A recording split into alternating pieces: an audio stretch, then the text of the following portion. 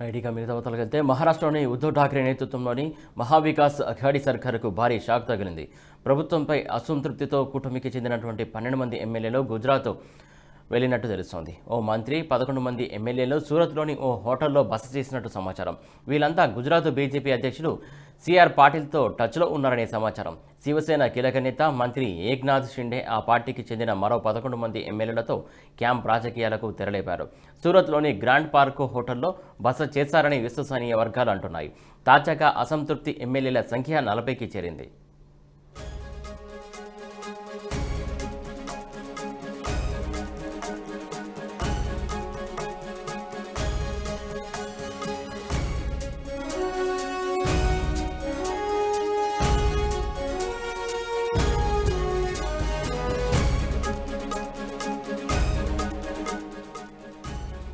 మధ్యాహ్నం 2 గంటలకు షిండే తన ఎమ్మెల్యేలతో కలిసి మీడియా సమావేశంలో మాట్లాడనున్నారు. ఇక అధిష్టానంపై గత కొంతకాలంగా షిండే అసంతృప్తితో ఉన్నట్టు తెలుస్తోంది.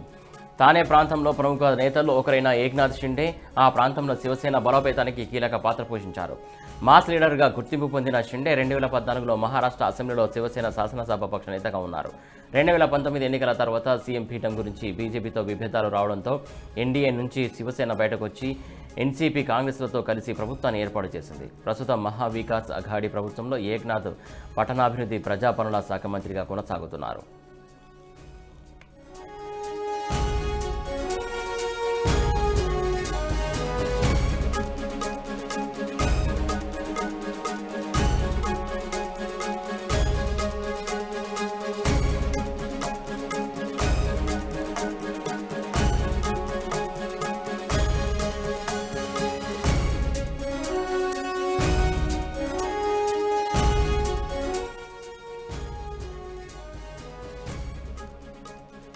తానే ప్రాంతానికి చెందిన ఏక్నాథ్ షిండేకు మంచి ప్రజాదరణ ఉంది.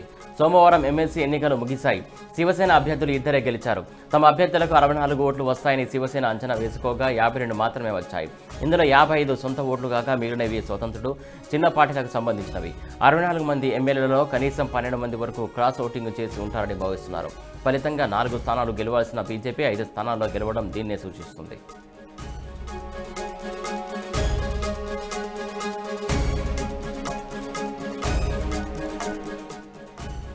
మొత్తం 288 స్థానాలున్న మహారాష్ట్ర అసెంబ్లీలో మహావికాస్ అఘాడీ కూటమికి 169 ఎమ్మెల్యేల బలం ఉంది. ఇందులో Shiv Sena 56, NCP 53, Congress 44, Bahujan Vikas party 3, Samajwadi party 2, Prahar Janshakti party 2, PWP 1 MLA ఉండగా 8 మంది స్వతంత్ర ఎమ్మెల్యేల మద్దతు ఉంది.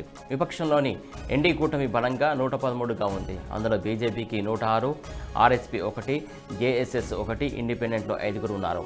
ఈ 2 కూటములు కాకుండా ఎంఐఎంకు 2, సిపిఐ, ఎంఎన్ఎస్, స్వాభిమాన్ పక్ష్ పార్టీలకు 1 ఎమ్మెల్యే ఉన్నారు.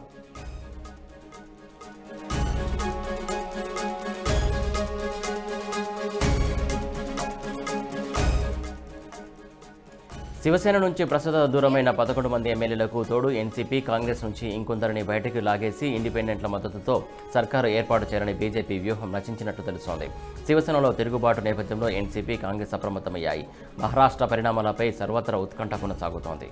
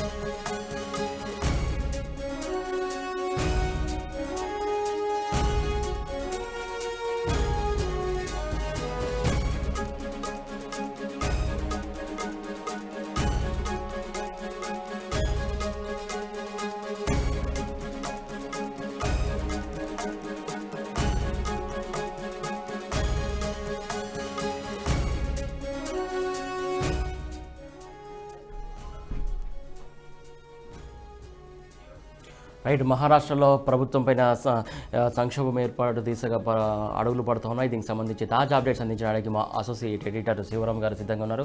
శివరాం, చెప్పండి, మొత్తానికి ఏదైతే అసమ్మతి సెగ మహారాష్ట్రలో కొనసాగుతున్నట్టు తెలుస్తుంది. దీనికి సంబంధించి తాజా అప్డేట్స్ ఏంటి?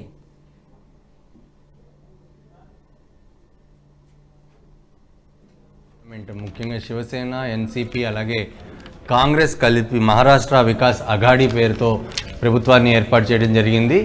అంతకుముందు బీజేపీతో టైఅప్ అయినా కూడా మళ్ళీ ఎన్సీపీ ఎమ్మెల్యేలందరూ తిరుగుబాటు చేసి వెళ్ళిపోవడం జరిగింది. అలాగే ఇప్పుడు మహారాష్ట్ర వికాస్ అఘాడీ పేరుతో ఏర్పాటు చేసిన ఈ ప్రభుత్వంలో ఇప్పుడు చీలిక దిశగా వెళ్తోందని మనం చూడొచ్చు. ముఖ్యంగా దాదాపు 25 మంది ఎమ్మెల్యేలంతా కూడా ఏకనాథ్ షిండేతో కలిసి సూరత్ వెళ్ళినట్టు తెలుస్తోంది. అలాగే మరో 9 మంది దారిలో ఉన్నట్టు సూరత్ వెళ్తున్నట్టు కూడా మనకి సమాచారం అందుతోంది. అంతేకాకుండా దాదాపు 5 నుండి 6 ఎమ్మెల్యేలు, ఇండిపెండెంట్ ఎమ్మెల్యేలు కూడా బీజేపీ శివసేన ప్రభుత్వానికి వ్యతిరేకంగా ఉన్నారు. వాళ్ళందరూ కూడా ప్రభుత్వం నుండి బయటికి రావాలని కూడా కోరుకుంటున్నట్టు తెలుస్తోంది. అందుకనే ఈరోజు శివసేన అధినేత అలాగే మహారాష్ట్ర ముఖ్యమంత్రి ఉద్ధవ్ ఠాక్రే దాదాపు మీటింగ్ ఏర్పాటు చేశారు. ఈ మీటింగ్లో మాత్రం ఓన్లీ 15 మంది మాత్రమే అటెండ్ అయ్యారు. అంటే మిగతా టోటల్గా ఉన్న 56 మందిలో 15 మంది మాత్రమే మీటింగ్, 15 నుండి 16 మంది మాత్రమే మీటింగ్ అటెండ్ అయ్యారంటే మిగతా 40 మంది కూడా ఉద్ధవ్ ఠాక్రే మీద నెగిటివ్గానే ఉన్నారని తెలుస్తోంది.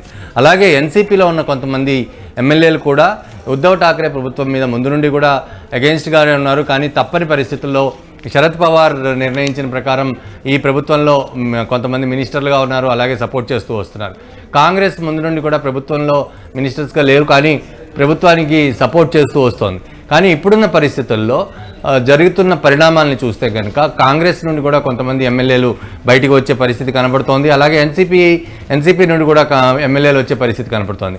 ముఖ్యంగా ఈ మహారాష్ట్ర వికాస్ అఘాడీ పేరుతో ఏర్పాటు చేసిన ఈ ప్రభుత్వంలో ఉద్ధవ్ ఠాక్రే ఏకఛత్రాధిపత్యం వహిస్తున్నారు. ఏకఛత్రాధిపత్యంతో తాను నిర్ణయించినవన్నీ కూడా తాను మిగతా వాళ్ళతో చర్చించ కూడా జరుగుతోంది అని చెప్పి గత వారం 15 రోజుల నుండి కూడా డిస్కషన్ జరుగుతోంది. 2 సంవత్సరాల నుండి కూడా దినదిన గండం 100 ఏళ్ల ఆయుష్ చందంగానే ఈ ప్రభుత్వం నడుస్తోందని చెప్పుకోవాలి. ఎందుకంటే ఏ అంశాన్ని తీసుకున్నా ప్రతి అంశం కూడా ఉద్ధవ్ ఠాక్రే ఫ్యామిలీతోనే ఎక్కువగా నడుస్తోంది. ఉద్ధవ్ ఠాక్రే ఫ్యామిలీనే నిర్ణయిస్తోంది. మిగతా మినిస్టర్లు అక్కడంతా పేరుకు మాత్రమే మినిస్టర్లుగా ఉన్నారు, ఎమ్మెల్యేలుగా ఉన్నారు.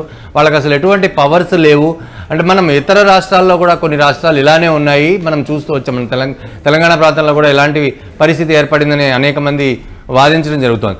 అదే పరిస్థితి మహారాష్ట్రలో కూడా ఉంది అని కూడా చెప్పడం జరుగుతోంది. అందువల్లే ఈ ఎన్సీపీలో ముఖ్యంగా ఎన్సీపీలో కానీ అటు ముఖ్యంగా శివసేనలో ఏకనాథ్ షిండే అసలు 2019లో పార్టీ ప్రభుత్వాన్ని ఏర్పాటు చేయాలంటే ఆ సమయంలో బీజేపీతో టైఅప్లో ఉన్న శివసేన తర్వాత బీజేపీ నుండి విడిపోయి తామే ప్రభుత్వాన్ని ఏర్పాటు చేయాలి అనే ఉద్దేశంతో మిగతా 2 పార్టీలతో కాంగ్రెస్ అలాగే ఎన్సీపీతో టైఅప్ అయ్యి ప్రభుత్వాన్ని ఏర్పాటు చేయాలి అనుకున్నప్పుడు ఏకనాథ్ షిండేని సీఎం చేయాలని ఒక మాట వచ్చింది. అయితే ఆ సమయంలో ఉద్ధవ్ ఠాక్రే ఎటువంటి పరిస్థితుల్లోనూ అంటే అప్పటిదాకా కూడా శివసేన వెనకాల ఉండి అందరికీ కూడా సపోర్ట్ చేస్తూ ఎవరినో ఒకళ్ళని అంటే బీజేపీతో ఉన్నప్పుడు బీజేపీలో ఎమ్మెల్యేని బీజేపీ నిర్ణయించిన వ్యక్తిని చీఫ్ మినిస్టర్గా చేయటం ఎప్పుడూ కూడా అంతకుముందు వేరే శివసేనకి ఎక్కువ సీట్లు వచ్చినా కూడా ఎప్పుడూ కూడా ప్రభుత్వంలోకి రాలే. బాల్ ఠాక్రే ఉన్నప్పుడు కూడా తాను మాత్రం ప్రభుత్వానికి సపోర్ట్ చేస్తానే తప్ప ప్రభుత్వంలో ఉండను అని ముందు నుండి కూడా శివసేన ఏర్పాటు చేసినప్పటి నుండి కూడా శివసేన పార్టీ ఏర్పాటు చేసినప్పుడు కూడా ఈ నిర్ణయం తీసుకోవడం జరిగింది. అదే అంశాన్ని బాల్ ఠాక్రే తన చివరి వరకు కూడా ఆ మాట మీద నిలబడ్డారు. అదే అంశాన్ని తర్వాత ఎన్నిసార్లు శివసేన పార్టీ నుండి రావాలి అన్నా కూడా మేమందరం కూడా ప్రభుత్వానికి సపోర్ట్ చేస్తాం తప్ప ప్రభుత్వంలో ఉండము అని బాల్ ఠాక్రే నిర్ణయించుకున్నారు. కానీ బాల్ ఠాక్రే చనిపోయిన తర్వాత శివసేన అధిపతిగా ఉద్ధవ్ ఠాక్రే ఎన్నుకోబడ్డ తర్వాత ఉద్ధవ్ ఠాక్రే నిర్ణయం తీసుకున్నారు. ఈసారి మేము ప్రభుత్వాన్ని ఏర్పాటు చేస్తామని ఇదే అంశం మీద ఇతర పార్టీలు కూడా సపోర్ట్ చేయడం జరిగింది. అనూహ్య పరిణామాలు ఏర్పడ్డాయి. ఆ సమయంలో ఏకనాథ్ షిండేని సీఎం చేయాలని అనుకున్నారు. అలాగే రౌత్ కూడా ఇప్పుడు రాజ్యసభ ఎంపీగా ఉన్నారు, ఆయన్ని కూడా సీఎం చేయాలని ఒక వాదం వచ్చింది. అయితే ఉద్ధవ్ ఠాక్రేలోని ఫ్యామిలీ ముఖ్యంగా కొడుకు వైఫ్ ఎటువంటి పరిస్థితుల్లోనూ మన ఫ్యామిలీ నుండి ముఖ్యంగా ఉద్ధవ్ ఠాకరేనే మీ సీఎం అవ్వాలని ఆ టైంలో మిగతా వాళ్ళందరినీ పక్కకు తోసి ఉద్ధవ్ ఠాకరేని సీఎం చేశారు. ఇదే అంశాన్ని ఆ టైంలో ఏకనాథ్ షిండే ఆకలింపు చేసుకోలేక అప్పటి నుండి కూడా కాస్త ముభావంగానే పార్టీలో ఉంటూ వస్తున్నారు. కానీ మొన్న రీసెంట్గా జరిగిన ఎమ్మెల్సీ ఎలక్షన్స్లో బీజేపీకి అఫీషియల్గా అయితే 4 ఎమ్మెల్సీ సీట్లే వచ్చే అవకాశాలు ఉన్నాయి. కానీ ఏకనాథ్ షిండే క్రాస్ ఓటింగ్ చేయించి 5వ ఎమ్మెల్సీ సీటు కూడా బీజేపీ కైవసం చేసుకునేలాగా చేయటంతో లోపల ఉన్న అంతర్గత విభేదాలన్నీ కూడా బయటపడడం జరిగిందని కూడా మనం తెలుసుకోవచ్చు. ముఖ్యంగా గత 10-15 రోజుల నుండి అంతర్గత విభేదాలు మరీ ఎక్కువయ్యాయని కూడా మనకి తెలుస్తోంది. ఇదే విషయంలో గత వారం రోజులుగా చర్చ జరుగుతోంది. ఏంటి అసలు ఎలా ఉండబోతుంది, ఏం చేయాలనుకుంటారు వీళ్ళు అసమ్మతి నేతలు అనేది ఎలా అంచనా వేయచ్చు మనం? ఈ విషయంలో ఏకనాథ్ షిండే మాత్రం తప్పకుండా బీజేపీకి సపోర్ట్ చేసే అవకాశాలు కనబడుతున్నాయి. అయితే ఈ విషయాన్ని ఇంకా బయటే పెట్టకపోయినా కూడా ఇప్పుడు మనకు కావాల్సింది 288 సీట్ల మెజారిటీతో అక్కడ 288 సీట్లు మాత్రం మహారాష్ట్ర గవర్నమెంట్లో ఉంటుంది. దాంట్లో 144 మ్యాజిక్ ఫిగర్. 144లో 56 శివసేన, 53 ఎన్సీపీ, 44 కాంగ్రెస్, అలాగే 106 సీట్ల బీజేపీ ఉంది పార్టీ, మిగతా ఇండిపెండెంట్స్ ఉన్నారు. అయితే ఇప్పుడు ఫడ్నవీస్ అర్జెంటుగా ఢిల్లీ వెళ్ళడం జరిగింది. పరిణామాల గురించి చర్చించడానికి ఆలోచిస్తున్నారు. అలాగే ఏకనాథ్ షిండే కూడా పార్టీకి మద్దతు ఇచ్చే అవకాశాలు కనపడుతున్నాయి. ఇప్పుడు దాదాపు 25 మంది సూరత్లో ఉన్న మరో 9 మంది కూడా వారితో కలుస్తున్నారని మనకు తెలుస్తోంది. అలాగే ఈరోజు మీటింగ్ పెట్టినా కూడా 15-16 మంది రావడంతో ఇది ఖచ్చితంగా నిర్ణయం అయిపోయిందని మనం చెప్పుకోవచ్చు. ఎందుకంటే బీజేపీకి సపోర్ట్ చేయాలనే ఉద్దేశంతోనే ఉన్నట్టు తెలుస్తోంది. కానీ ఇప్పటికీ కూడా శివసేన అధినేత అలాగే రౌత్ కూడా లేదు, వీళ్ళందరూ కూడా మాతోనే ఉన్నారు, మరికొద్ది రోజుల్లో ఈ గండమంతా తప్పిపోతుంది, మా ప్రభుత్వం నిలుస్తుందని కూడా చెప్పడం జరుగుతుంది. ఏదేమైనప్పటికీ ఇప్పుడున్న పరిస్థితులు మాత్రం డెఫినెట్గా శివసేన మహాక్షోభం కనబడుతుంది. ఈ నేపథ్యంలో ప్రభుత్వం ఖచ్చితంగా కూలే పరిస్థితి ఉందా? అయితే ఇప్పుడున్న పరిస్థితుల్లో కూలటానికి ఇంకా 35 మంది ఎమ్మెల్యేలు కావాలి. ఈ 35 మంది ఎమ్మెల్యేలు కూడా బీజేపీకి సపోర్ట్ చేస్తే కనుక 144 ప్లస్ 145 ఎమ్మెల్యేలు మద్దతు కావాల్సి వస్తుంది. 106కి 35 మంది శివసేన నుండి వచ్చినా ఇంకా మరికొంతమంది కావాల్సి వస్తుంది. కాబట్టి డెఫినెట్గా మెజారిటీ చూసుకున్న తర్వాత ఏం జరుగుతుంది, అవిశ్వాస తీర్మానం పెడతారా లేకపోతే ఉద్ధవ్ ఠాకరే డైరెక్ట్గా రిజైన్ చేస్తాడనేది వేచి చూడాల్సిన విషయం. ఏది ఏమైనప్పటికీ ప్రస్తుతానికి మాత్రం ఈరోజు సాయంత్రం పవారు శివసేన అధినేత ఉద్ధవ్ ఠాకరే ఇద్దరు కూడా 7:30 సమయంలో మీటింగ్ ఉంది. ఆల్రెడీ శరద్ పవార్ ఢిల్లీలో మీటింగ్ జరుగుతోంది కాంగ్రెస్ నేతలతో. అది నిర్ణయించుకున్న తర్వాత అక్కడ మీటింగ్ అయిన తర్వాత సాయంత్రం 7:30 సమయంలో ఇటు ఉద్ధవ్ ఠాకరేతో కూడా మీటింగ్ ఉంది. ఆ మీటింగ్లో ఏ నిర్ణయం తీసుకుంటారో దాన్ని బట్టి కూడా మనకి సమాచారం అందుతుంది. శివరాం, ముఖ్యంగా అంటే ఇక్కడ చూసుకున్నట్టయితే కోరం సంబంధించి ఫిగర్స్ సంబంధించి ఎట్లా ఉన్నాయి, ఎట్లా లెక్కలేయచ్చు? ఇప్పుడు మీరు ఇంకా కొంతమంది ఇప్పుడు 40 మంది ఇందులో అవిశ్వాసం ఉన్నారు, కొంతమంది అసమ్మతి ఉన్నారని చెప్తున్నారు. ఇంకెంత కోరం కావాలి వీళ్ళకి?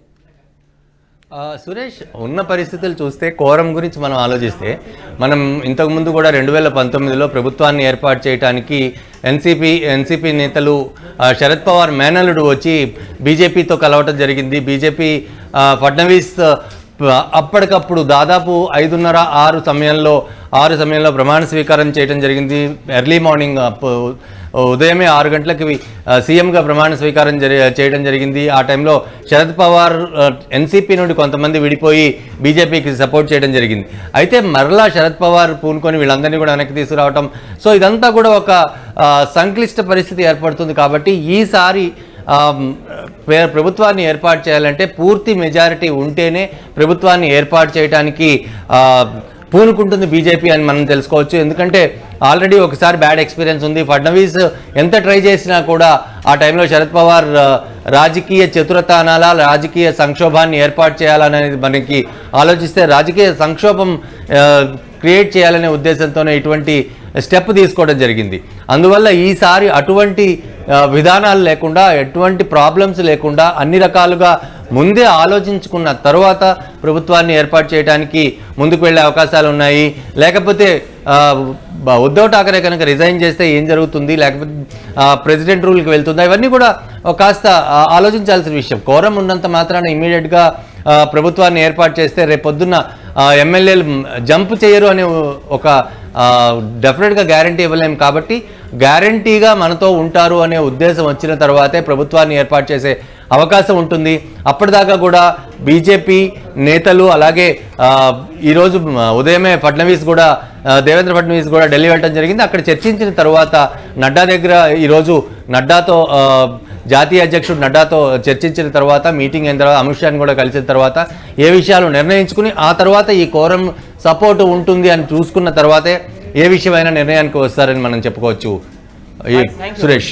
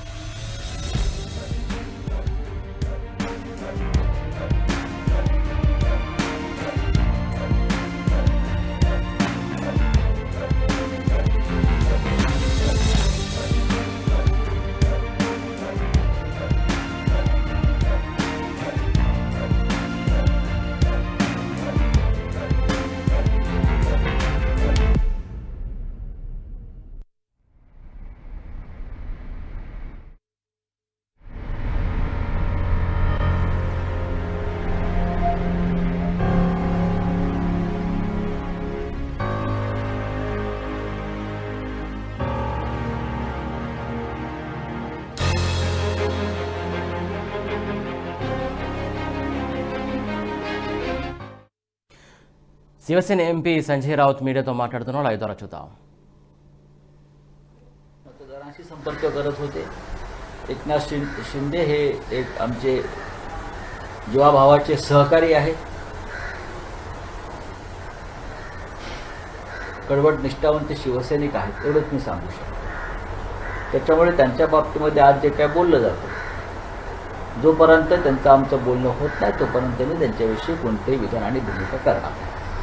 माहिती अशी मिळते की एकनाथ शिंदे हे नाराज असल्याचं कारण आहे त्यांच्या खात्यामध्ये सातत्यानं ढवळाढवळ केली जाते. मला असं म्हणायचं नाही आहे. मुख्यमंत्री असतील किंवा अन्य कोणी असतील ते राज्याचा कारभार करत असताना अनेक खात्यांचा आढावा घेत असतात. मी कधी सरकारमध्ये काम केलं नाही, त्याच्यामुळे मला जी काय माहिती आहे या कामकाजाच्या पद्धतीविषयी ती एवढीच आहे की मुख्यमंत्री हे सर्व खात्यांचा आढावा अधूनमधून घेत असतात. ते गृह खात्याचाही घेतात, ते महसूल खात्याचाही घेतात. अनेक खात्यांचा आढावा हा मुख्यमंत्री घेत असतात. तरीही जर काही त्यातून गैरसमज निर्माण झाले असतील तर ते आम्हाला दूर करता येईल. या सर्व घडामोडींबाबत आपलं शरद पवार यांच्याशी चर्चा झाली? नक्कीच आज सकाळी आणि काल रात्री माझं माननीय पवार साहेबांशी बोलणं झालं आहे, चालू आहे. माननीय पवार साहेब आता दिल्लीत निघालेले आहेत, पोचले असतील, कारण जी विरोधी पक्षाची बैठक त्यांनी बोलवली आहे त्याच्यासाठी मीही जाणार होतो राष्ट्रपती पदाच्या संदर्भात. पण या सगळ्या घडामोडी ज्या सुरू आहेत त्याच्यामुळे मला उद्धवजी म्हणाले इथेच थांबा, माननीय पवार साहेबांचे म्हणणं इकडेच थांबा. त्याच्यामुळे मी इथे आहे आता आणि आम्ही आता आमच्या पद्धतीनं काम करतो. उद्धव ठाकरे यांच्याशी चर्चा